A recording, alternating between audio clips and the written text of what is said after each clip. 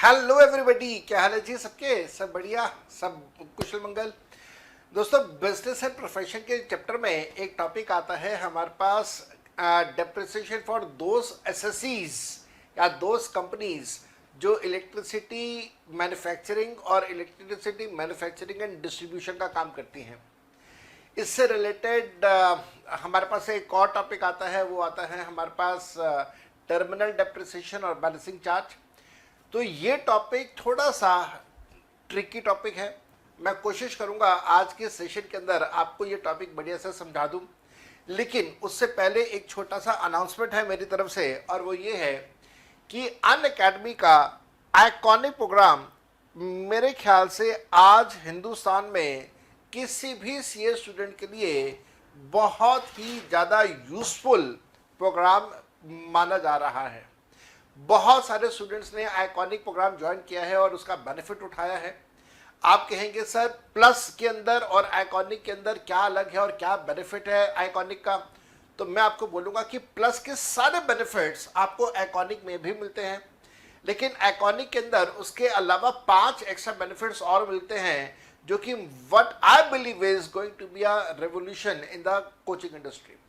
जिसके अंदर सबसे बड़ा एडवांटेज है आपका, जिसमें सबसे बड़ा एडवांटेज है आपके पास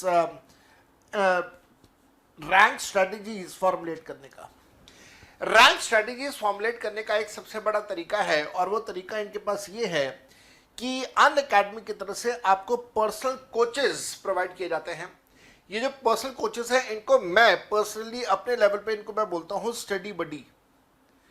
तो आपको एक स्टडी बडी दिया जाता है। ये एक ऐसा फ्रेंड होगा आपका जो कि आइकॉनिक के स्टूडेंट्स को ही सिर्फ दिया जाएगा, और ये व्यक्ति वो होगा जो खुद एक रैंक होल्डर रह चुका है सीए में, सीए के कोर्स में, और उसके अलावा वो आपकी मदद करेगा आपकी पढ़ाई लिखाई को प्लान करने में, शेड्यूल्स बनाने में, टाइम टेबल्स बनाने में, टेस्ट सीरीज में आपकी मदद करेगा, एनालिसिस करेगा कि आपने कहाँ पे क्या क्या गलतियाँ करी हैं, किस तरीके से you have to move ahead, time table आपने किस प्रकार से बनाना है, क्या आप अपने उस टाइम टेबल को स्टिक कर रहे हैं नहीं कर रहे हैं।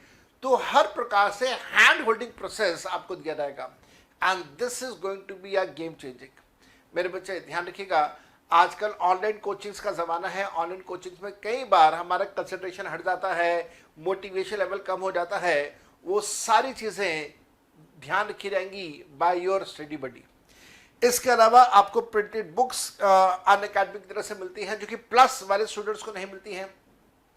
प्लस वाले स्टूडेंट्स को सारी किताबें खुद अरेंज करनी होती है, यहाँ वहाँ से वो अरेंज करते हैं, लेकिन आइकॉनिक वाले स्टूडेंट्स को सारी किताबें प्रोवाइड की जाती हैं बाय अनअकैडमी। इसके अंदर 4 किताबें, इनकम टैक्स की मेन बुक, जीएसटी की मेन बुक, इनकम टैक्स की समरी बुक और जीएसटी की समरी बुक मेरी तरफ से जो ऑथर की गई हैं वो आपको दी जाती हैं। अब दीज आर गुड बुक्स, और इसके अलावा बाकी जितने सब्जेक्ट्स हैं उन सभी सब्जेक्ट्स का आपको दिया जाता है बुक्स का एक एक set.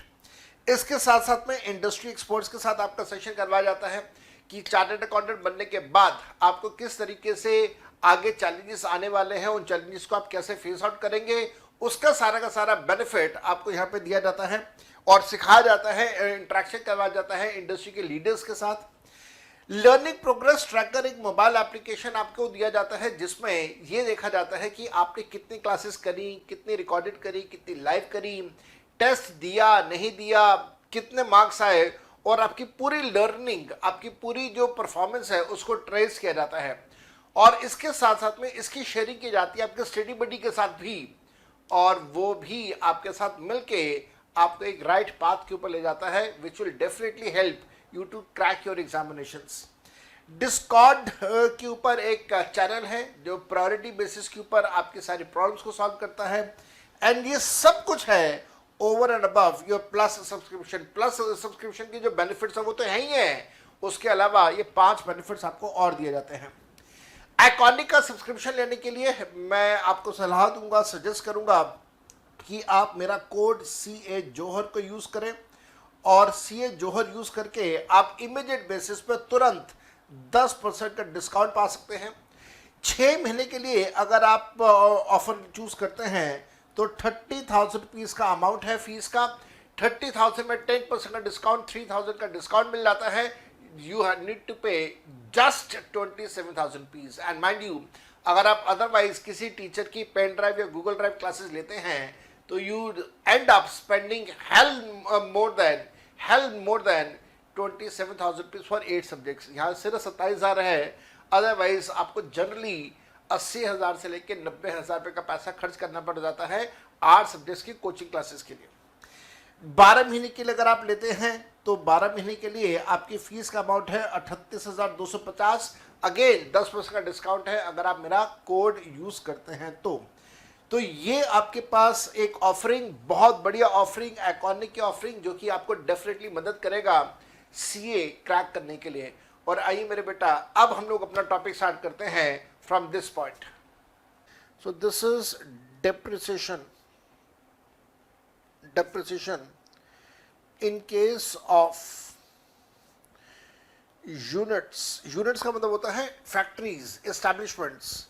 Units in the business of units in the business of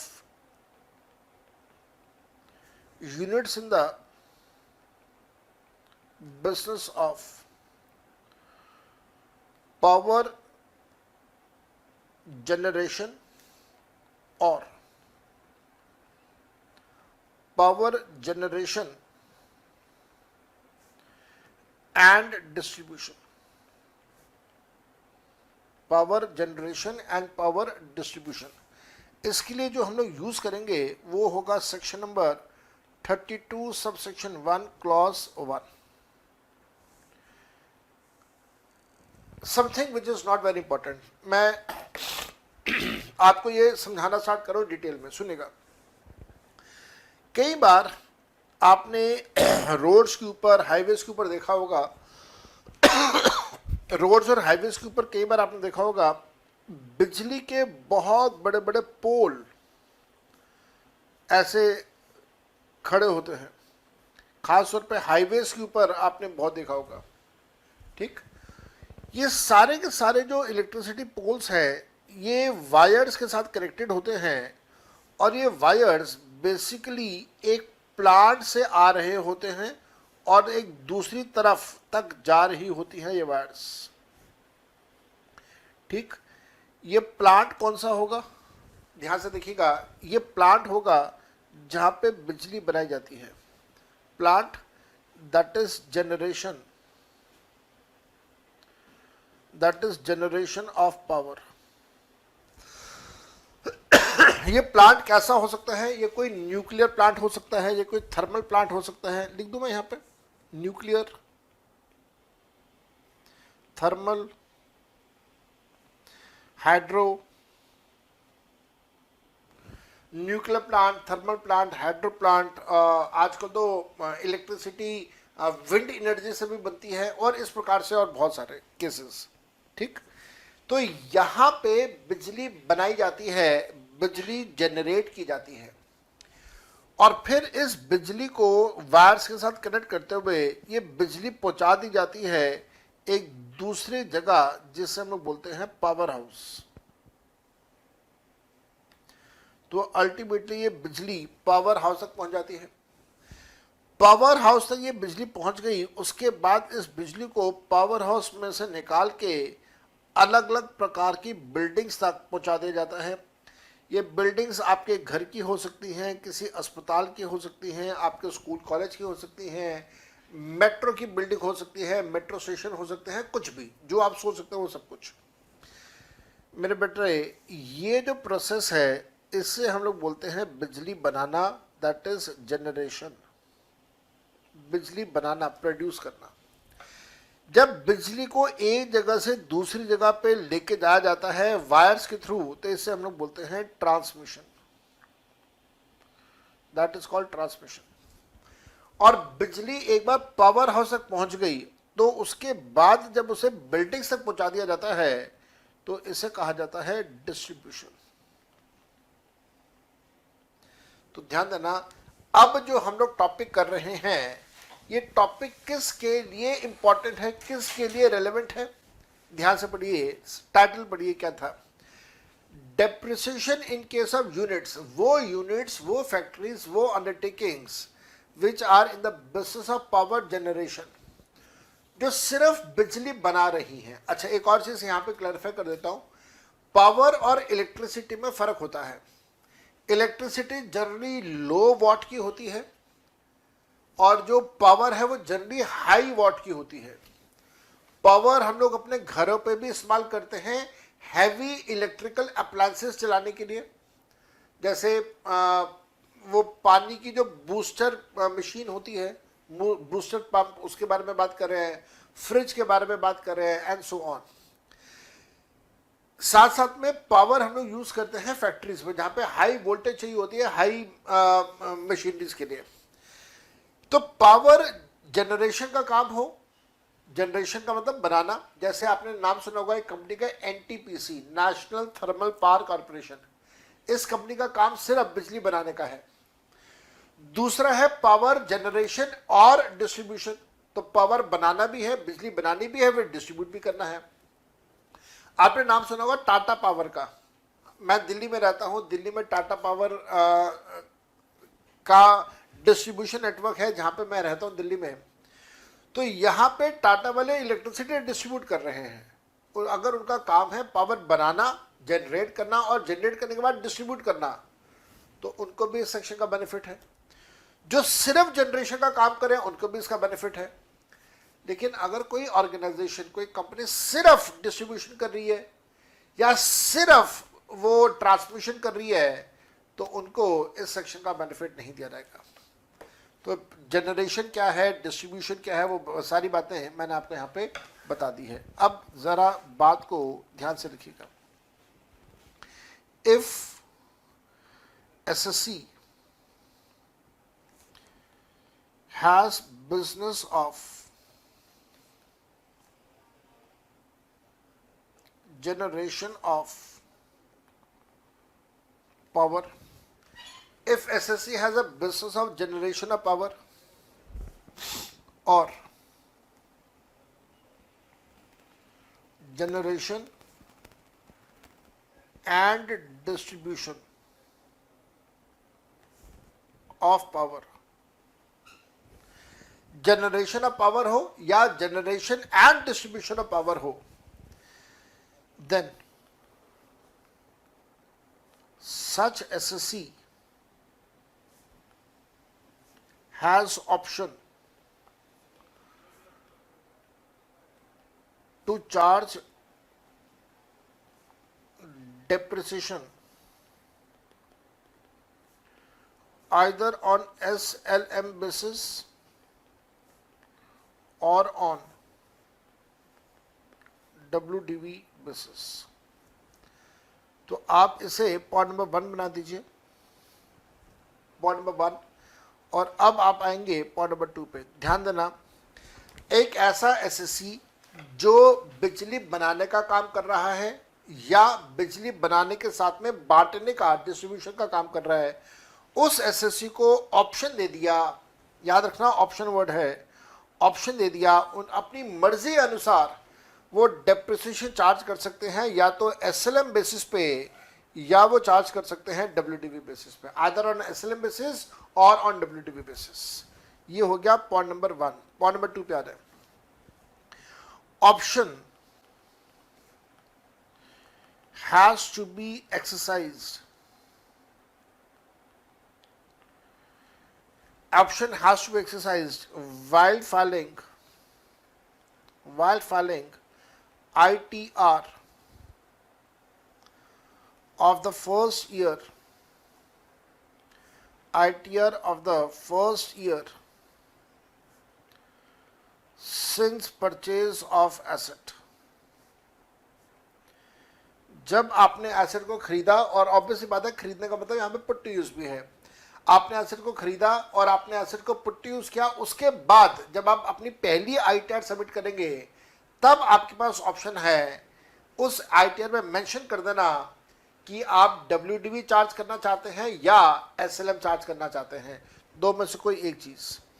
साथ साथ में लिखिएगा option once exercised, option once chosen cannot be withdrawn. Cannot be withdrawn. Point number 3. If SSC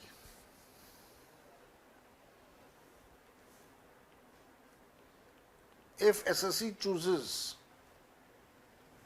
अगर कोई SSC है जो चूज कर रहा है, if SSC chooses WDV method, अगर कोई SSC है जो WDV मेथड फॉलो कर रहा है, चूज कर रहा है, if SSC chooses WDV method, then he will be allowed depreciation as per normal method, जैसा अभी तक आप लोगों ने किया ना नॉर्मल मेथड, बिल्कुल उसी नॉर्मल मेथड पर डेप्रिसिएशन मिलेगा, and additional depreciation will also be allowed. ठीक बात है, हमें ये बात भी समझ आ रही है, एडिशन डेप्रिसिएशन भी मिलेगा। Point number 4, if SSC chooses to follow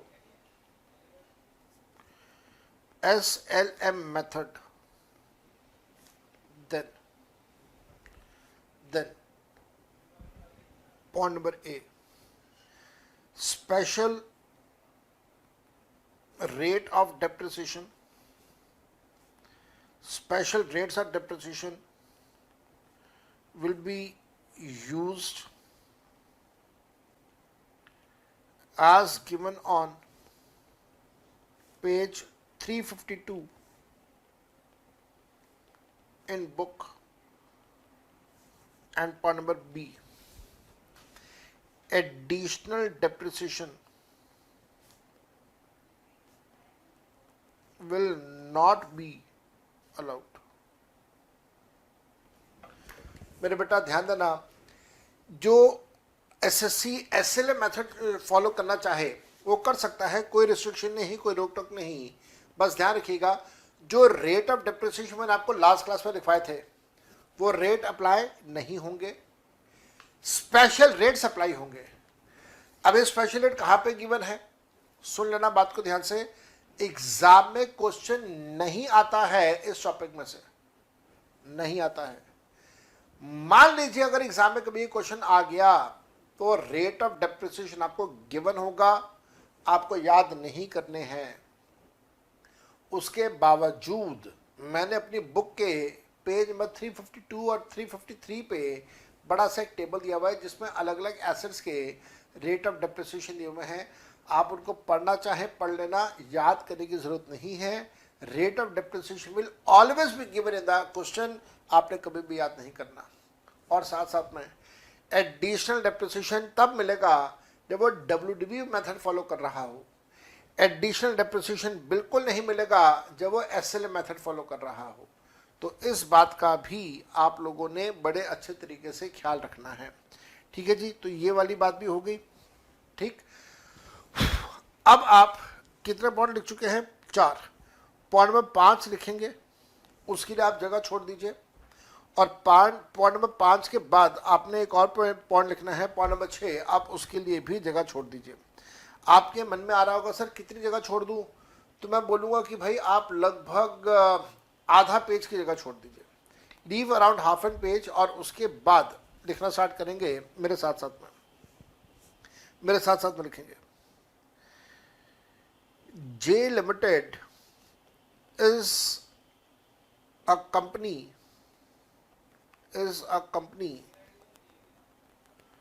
having a main business of generation of electricity, generation of power लिख देता हूँ, ज़्यादा अच्छा रहेगा, generation of power। J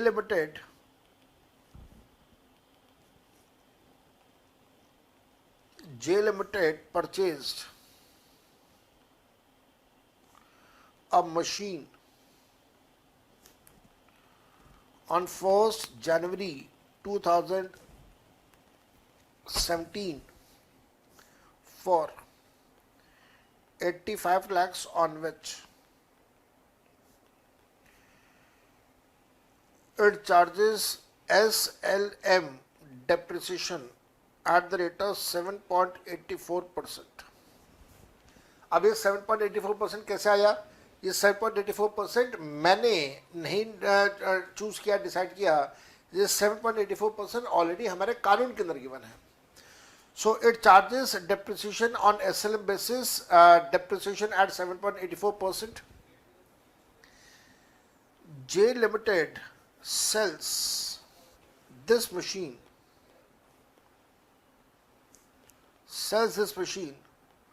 on 1st January 21 for, option A दे रहा हूं मैं आपको, इन्होंने बेचा इस मशीन को 42 लाख का, ऑप्शन 2 दे रहा हूं मैं 82 लाख का, ऑप्शन 3 दे रहा हूं मैं आपको 92 लाख का.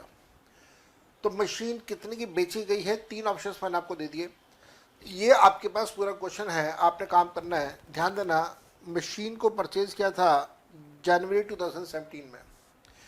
तो जब आप जनवरी 17 में परचेज कर रहे हैं तो इसका मतलब फाइनेंशियल ईयर 16-17 का डेप्रिसिएशन आएगा, फिर 17-18 का आएगा, 18-19 का आएगा, 19-20 का आएगा और 20-21 का भी आएगा, जो मैं अलग से कर दूंगा. तो 4 साल का आपने डेप्रिसिएशन कैलकुलेशन करना है.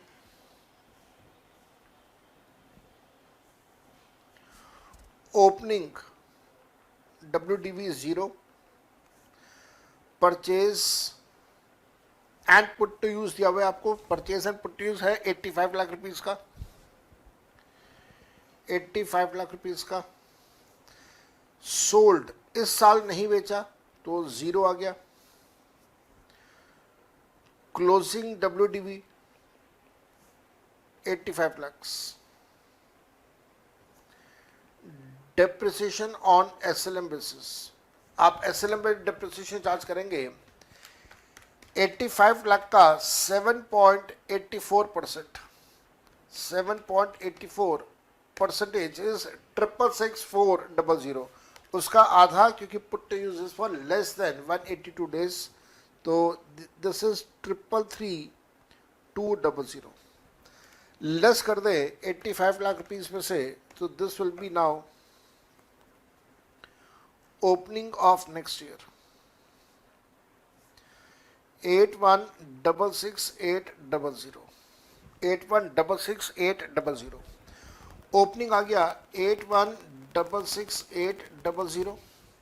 अगले साल का परचेज 0, सेल 0, तो 8166,800 क्लोजिंग WDV. अब आपने इसके ऊपर डेप्रिसिएशन की कैलकुलेशन करनी है. याद रखिएगा, डेप्रिसिएशन SLM बेसिस पे है, तो 85 लाख का 7.84% आप कैलकुलेट करेंगे. 85 लाख का 7.84% आता है 666,400 minus 8166,800. This will give me 8166,800 minus 666,400. This will give me 75,00400. 75,00400. Purchase 0, sale 0, 75,00400. 666,400 less कर दें तो 6834,000. 6834,000 में से परचेज 0, सेल 0, 6834,000 के बाद 666,400, तो ये आ गया 61,676,000. ठीक है जी, मेरे ख्याल से कोई दिक्कत नहीं होनी चाहिए. 1920 तक आपने डेप्रिसिएशन लगा दिया. एसएलएम बेसिस है, इस बात का आपको ध्यान रखना है, एसएलएम बेसिस है, इस वजह से डेप्रिसिएशन का रेट हर साल आपका सेम रहेगा।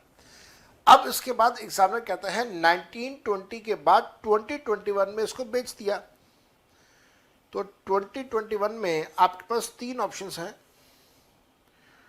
2021 में आपके पास तीन ऑप्शंस हैं और तीन ऑप्शन में आपने बेचा है। कितने कितने का बेचा है वो भी देखते हैं। तीन ऑप्शंस आपके पास आ रहे हैं, option A, option B, option C. Opening value जो 1920 का क्लोजिंग वो इस साल का ओपनिंग बनेगा 61, 67, 600, 61, 67, 600, 61, 67, 600, 61, 67, 600। परचेज 0, 0, 0। सेल्स, हाँ अब ध्यान से करना, सेल्स आपको दिया हुआ है पहले केस में बेचा है 42 लाख रुपीस का, बेचा कितने का, 42 का, तो यहां पे आप शो करेंगे 42 लाख। याद रखना ब्लॉक के अंदर एक मशीन है, आपने उस एक मशीन को बेच दिया तो closing value of the block will become 0 because now the block becomes empty. एक मशीन, उस एक मशीन को बेच दिया, block is empty, the closing value will become 0, depreciation will become 0, opening of next year will become 0। आप कहेंगे sir capital gains calculate करो, और मैं कहूंगा कि नहीं, कैपिटल गेन्स कैलकुलेट नहीं होगा। आप पूछेंगे सर क्यों नहीं होगा, तो मैं बोलूंगा कि जहां पे भी इलेक्ट्रिसिटी जनरेशन या इलेक्ट्रिसिटी जनरेशन एंड डिस्ट्रीब्यूशन वाला कंसेप्ट हो जाए, वहां पे आप कैपिटल गेन्स की कैलकुलेशन नहीं करेंगे। वहां पे जो डिफरेंशियल अमाउंट होगा उसका एक नया नाम रखा जाएगा, और वो नया नाम क्या होगा, आइए मेरे साथ साथ में जो जगह आपने खाली छोड़ी थी वहां पे लिखेंगे। Point number 5, terminal depreciation. Terminal depreciation आपको पता होना चाहिए टर्मिनल वर्ड का मतलब क्या होता है। टर्मिनल वर्ड का मतलब होता है लास्ट पॉइंट। कई बार सुना होगा आपने, हम लोग यूज करते हैं word inter state bus terminal, तो terminal that is last point, bus का वो last point terminal. Terminal depreciation section use करेंगे हम लोग, section 32 sub section 1 clause 3, last point terminal depreciation. If SSC is having business of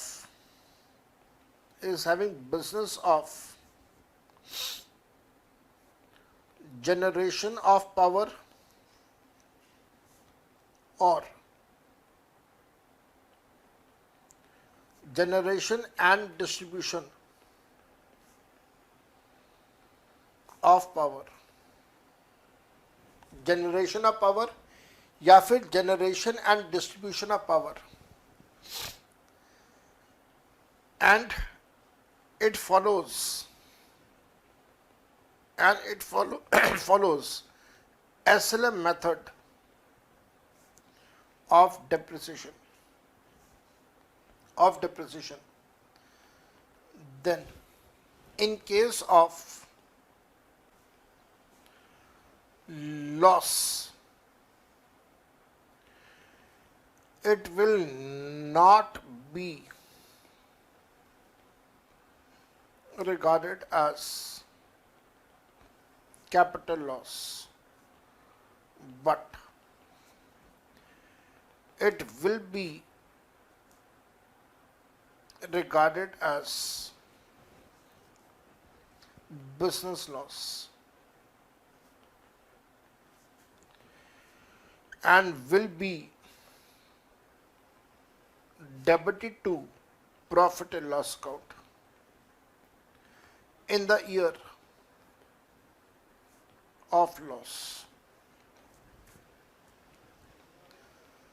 Such loss is called as such loss is called as terminal depreciation. तो मैंने आपको सब कुछ लिखवाया, अच्छे तरीके से लिखवाया कि जब कभी भी लॉस होगा तो आप उस लॉस को कैपिटल लॉस का नाम नहीं देंगे, आप उस लॉस को नाम देंगे एज टर्मिनल डेप्रिसिएशन। तो यहाँ पे हमारे पास आ गया टर्मिनल डेप्रिसिएशन। टर्मिनल डेप्रिसिएशन का पैसा आप प्रॉफिट एंड लॉस अकाउंट में डेबिट करेंगे। कौन सी ईयर में? उस ईयर में डेबिट करेंगे जिस ईयर में आपका लॉस हुआ। हमारे इस एग्जाम्पल में लॉस कौन सी ईयर में हुआ? 2021 में हुआ। तो 2021 में आप प्रॉफिट एंड लॉस अकाउंट बनाएंगे और प्रॉफिट एंड लॉस अकाउंट के डेबिट साइड पे आप डेबिट कर देंगे, TD लिख रहा हूँ शॉर्ट में, टर्मिनल डेप्रिसिएशन। कितने का नुकसान हुआ भाई? जितने का नुकसान हुआ वो यहाँ डेबिट कर देना। तो 61,67,600 61,67,600 माइनस 42 लाख, तो लॉस हुआ 19,67,600 का लॉस हुआ। आप वो loss profit and loss account में डेबिट कर दीजिएगा। नाम क्या रखेंगे आप इसके लॉस का? इस लॉस का नाम होगा टर्मिनल डेप्रिसिएशन। सो ये टर्मिनल डेप्रिसिएशन है, आपने इसे प्रॉफिट एंड लॉस अकाउंट में डेबिट कर दिया, TD। कौन सी ईयर में डेबिट? जिस ईयर में लॉस हुआ। ठीक है, अब आप दूसरे केस में आइए। दूसरे केस में देखिएगा बेचा कितने का है? दूसरे केस में बेचा है 82 लाख रुपीस का। तो यहां पे आप 82 लाख रुपीस लिखेंगे। मान लो अगर आपने 82 लाख रुपीस लिखा तो इसका मतलब क्लोजिंग वैल्यू नेगेटिव में आएगी, वो तो अलाउड नहीं है। तो यहां पे आप जीरो ही शो करोगे, उससे ज्यादा तो शो करोगे नहीं। एक एसेट उसको बेच दिया तो आपके पास क्लोजिंग वैल्यू जीरो हो गई। क्लोजिंग वैल्यू जीरो है तो ऑब्वियसली डेप्रिसिएशन जीरो होगा, ओपनिंग ऑफ नेक्स्ट ईयर को भी जीरो मानेंगे। अब यहां पे आपने शो करना है 61,67,600। मेरे बच्चे ध्यान रखना, जिसकी कीमत 61,67,600 है उसको बेचा आपने 82 लाख रुपीस का, तो फायदा हुआ ना। जैसे पहले कम पे बेचने पे लॉस हो रहा था, अब ज्यादा पे बेचने पे प्रॉफिट हो रहा है। तो जब प्रॉफिट होगा तो उस प्रॉफिट को आप क्या बोलेंगे? लिखिएगा point number 6। Point number 6, balancing charge, और इसके लिए यूज करेंगे section 41 subsection 2। In above case, if asset is sold at profit, अगर आपने एसेट बेचा है और वो एसेट आपने प्रॉफिट में बेचा है, if asset is sold at profit then, अगर एसेट को आपने बेचा है प्रॉफिट पे तो क्या होगा? if asset is sold at profit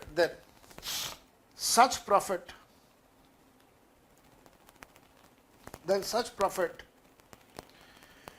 will be credited to profit and loss account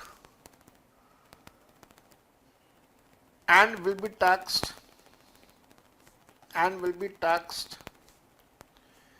as PGBP income, that is a normal business income। तो आप उसे बिजनेस इनकम के तौर पर टैक्सेबल करेंगे। such income is called as balancing charge। Continue करके लिखिएगा, balancing charge is always lower of. जो बैलेंसिंग चार्ज होगा वो बैलेंसिंग चार्ज हमेशा लोअर होगा। किस किस का lower? Point A, actual profit, asset को बेचने में जो भी प्रॉफिट हुआ वो actual profit. And point B, accumulated depreciation of asset charged till the start of year of sale of asset। अब जरा बात को समझते हैं, अच्छे से समझते हैं। हमारे इस एग्जाम्पल की बात करते हैं, जो एग्जाम्पल अभी हम लोग कर रहे हैं उसकी बात करते हैं। हमारा प्रॉफिट कितने का है? बेचा है 82 लाख रुपीस का, तो 82 लाख माइनस 61 लाख 67,600, प्रॉफिट हुआ है 20,32,400 का। ऊपर लिखें, ऊपर लिखते हैं। तो प्रॉफिट कितने का है हमारे पास? अच्छा एक काम करते हैं, ऊपर क्यों लिखेंगे, यहीं पर नीचे लिखेंगे। तो ये सेकेंड ईयर जो है, इस सेकेंड ईयर की कैलकुलेशन कर रहे हैं। Balancing charge is lower of, balancing charge is lower of point A profit. तो प्रॉफिट है 20,32400 and point B accumulated depreciation।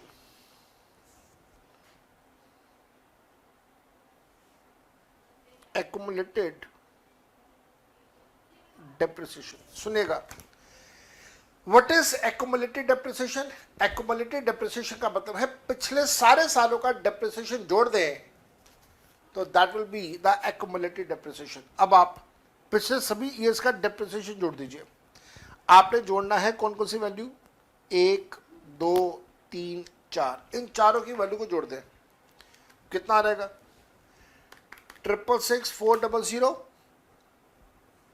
Multiply by 3 plus 333,200, तो ये आया 233,2400। तो एक्युमुलेटेड प्रॉफिट का फिगर आया 233,2400। इन दोनों में से लोअर अमाउंट कितना है? लोअर अमाउंट है 203,2400। तो ये पैसा 2020-2021 का जब प्रॉफिट एंड लॉस अकाउंट बनेगा तो बैलेंसिंग चार्ज के नाम से, जिसका सेक्शन होगा सेक्शन 41 सबसेक्शन 2, आप इस पैसे को यहां पे क्रेडिट कर देंगे 203,2400। तो बैलेंसिंग चार्ज आपको समझ आ गया।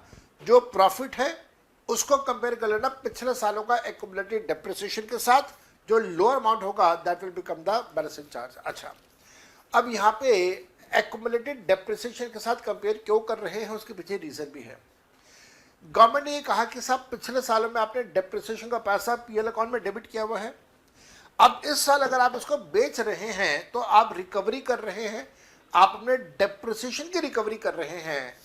तो जितना आपके डेप्रिसिएशन की रिकवरी है वो, या जो आपका एक्चुअल प्रॉफिट है वो, हम आपकी बिजनेस इनकम मान लेंगे। लेकिन अब आएगा और मजा, ये आएगा पॉइंट नंबर 7 और लास्ट पॉइंट होगा point number 7, section 50A, profit exceeding amount of balancing charge. जो भी प्रॉफिट बैलेंसिंग चार्ज के बाद एक्स्ट्रा आ रहा है, exceeding balancing charge, will be called as short term capital gain. तो बैलेंसिंग चार्ज तक का प्रॉफिट तो ठीक है, अगर बैलेंसिंग चार्ज के बाद और एक्स्ट्रा प्रॉफिट आया तो उस एक्स्ट्रा प्रॉफिट को हम लोग क्या नाम दे देंगे? Short term capital gains. कैसे होगा? सिचुएशन 3 में जाएंगे। सिचुएशन 3 में आपको जो प्रॉफिट गिवन है, आपका जो सेल प्राइस गिवन है वो है 92 लाख रुपीस का। तो इसका मतलब यहां पे अगेन मेरे पास आएगा 6167,600, यहां पे भी 0, यहां पे भी 0, यहां पे भी 0, सब जगह 0। लेकिन अब सिचुएशन 3 पे रहेंगे। सिचुएशन 3 पे बैलेंसिंग चार्ज कितना होगा? Balancing charge will be lower of, lower किसका? जो हमारे पास एक्चुअल प्रॉफिट है। एक्चुअल प्रॉफिट अगर आप ध्यान से देखें तो अब आपने 92 लाख का बेचा है, तो 92 lakh rupees minus 6167,600, actual profit हो गया 30,32400। और बी पॉइंट पे आ रहे हैं, बी पॉइंट पे आता है हमारे पास accumulated depreciation. What is accumulated depreciation given to us? This is 2332400. तो 23,32,400 दोनों का लोअर आता है, तो बैलेंसिंग चार्ज कितना होगा? Balancing charge is equal to 23,32,400। अच्छा, टोटल प्रॉफिट तो इतना नहीं है, टोटल प्रॉफिट तो इससे ज्यादा है, तो जो अब एक्सेस प्रॉफिट है आप उसको बोलेंगे short term capital gain under section 50A। तो टोटल प्रॉफिट में से बैलेंसिंग चार्ज का अमाउंट हटा दो। टोटल प्रॉफिट था 30,32,400, उसमें से बैलेंसिंग चार्ज का अमाउंट है 23,32,400। तो हमारे पास जो शॉर्ट टर्म कैपिटल गेन्स आया वो शॉर्ट टर्म कैपिटल गेन्स आ गया 7 लाख रुपए का, 7 लाख रुपीज का। इसको करने का एक दूसरा तरीका भी दे देता हूं, बड़ा आसान है, बहुत ही आसान है। अगर आप सेंसिबली देखें तो आपने मशीन को खरीदा कितने का था? आपने मशीन को खरीदा था 85 का, आपने बेचा कितने का है? 92 का। 85 और 92 के बीच में डिफरेंस कितने का है? 7 लाख रुपए का। तो कॉस्ट से ज्यादा आपको कितना मिला? कॉस्ट से ज्यादा आपको मिला 7 लाख रुपीज। वो 7 लाख रुपए आपके लिए बन गया शॉर्ट टर्म कैपिटल गेन, जैसे यहां पे ऊपर दिया हुआ है। और बाकी का जो पैसा है प्रॉफिट का, वो प्रॉफिट का बाकी का पैसा बन गया आपका बैलेंसिंग चार्ज। मेरे को नहीं लगता कि आपको इसके अंदर किसी भी प्रकार का कोई डाउट, कोई दिक्कत रही होगी। आराम से आपने इसे मैनेज कर लिया है, should not be a big issue.